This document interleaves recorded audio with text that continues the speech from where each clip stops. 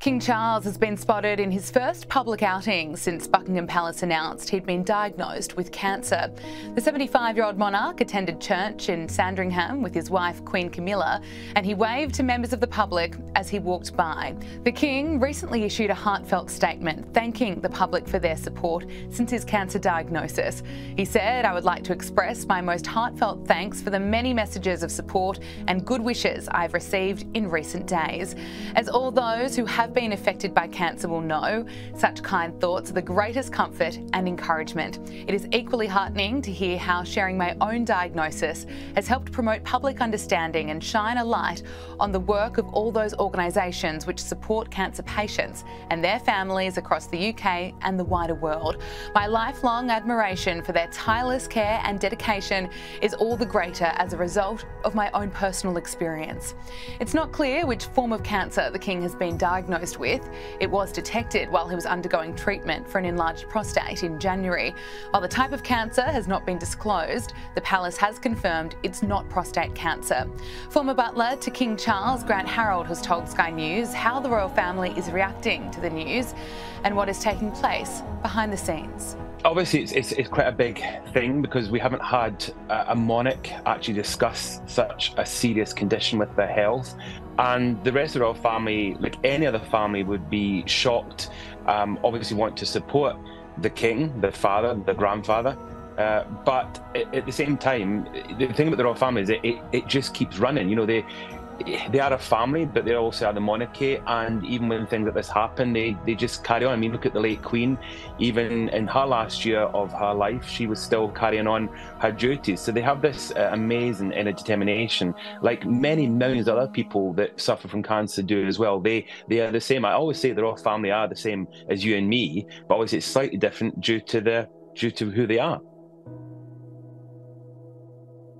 Now, the royal family has traditionally been quite secretive about health matters.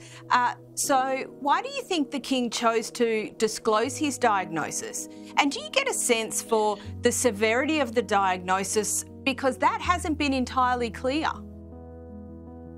Absolutely. I mean, it's interesting that obviously the King has discussed this because, as I said, in the past, we don't really have members of the royal family discussing their health issues. I mean, even look at the Princess of Wales, who's recently been in hospital as well, and no real updates or information was given other than the time frame of her recovery.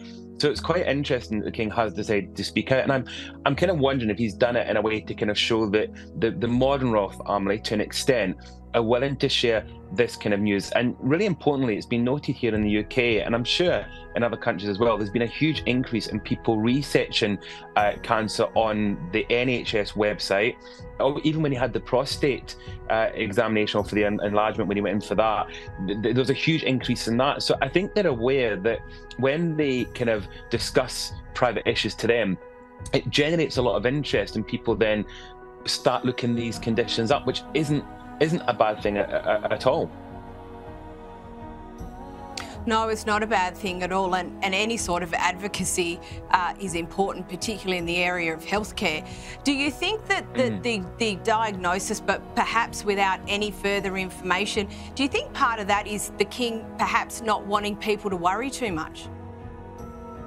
Possibly. I mean, I was asked the other day if I think the King plays it down, and who knows? I mean, the reality is we don't really know what type of cancer, we don't know the grade or anything. We don't know anything really, other than he has obviously got it and he's having treatment for it. And the King is somebody who he doesn't like, from my memory, he doesn't like causing any kind of panic or unnecessary worry. He's a very calm, he's a very relaxed individual behind closed doors, doesn't like any fuss, and got a great sense of humour. And this kind of thing, if I can use the expression, you'll kind of take it with a pinch of salt, where even though it's a very serious thing, a condition, and obviously he's discussed it, but he'll also be of the mind that he's going to fight it, like, as we've said, many millions do, and will come out the other side, and I'm sure he's got this amazing determination that he will beat whatever it is, he will beat it, and will kind of carry on. And I think what's important is, from the hearing about cancer a lot recently and people discussing it, you know, it's becoming more treatable, and I think that's what the King also wants to kind of show, that he is somebody that's got it and he's going to be treated And God willing, he will get better and will carry on. But in the meantime, I think we won't see a huge amount of him, because obviously you don't really know what the effects are going to be. And can I also say, we don't exactly know what kind of treatment he might take, because the other thing I remember about the king, he's a huge believer in alternative medicines. So he goes down the traditional route of normal medicine, if I can say that, but he also likes traditional. And what I mean by that, he's always looking at alternative ways of treating things. He's got a very, I love that opinion about him. I like the fact that, you know, I remember, I'll give you an example, when I once had a cold and I was going to go and take the kind of paracetamol for the kind of headaches and things, and I remember his advice was some hot water, lemon, honey and whiskey, which being Scottish, I loved this. And do you know what? It worked. So he does like trying alternative things. Now, Prince William obviously will have to take a bigger role while the King is resting. Now, look, we do wish, obviously, the King the absolute and the speediest recovery, but is William ready to take over if he needs to, you know, sooner rather than later, if you know, reality comes to pass? Prince William absolutely would be more than ready. I mean, interestingly, he's quite a lot older than his grandmother, who, when she became queen at 26, you know, it's a huge age difference. So he'd be more than ready. But then on saying that, a lot younger than his father when his father became king. But when are you ever ready to take that role on? It's one of those things that I don't think even the person knows until the day actually comes.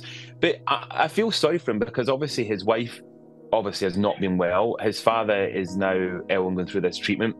And it was noted the other day he was carrying out some investitures, and a lot of people have commented that they noticed he was swaying a little bit and he didn't look quite right, and he dropped one of the orders. He was doing investitures and he dropped one of them, which is very unlike him.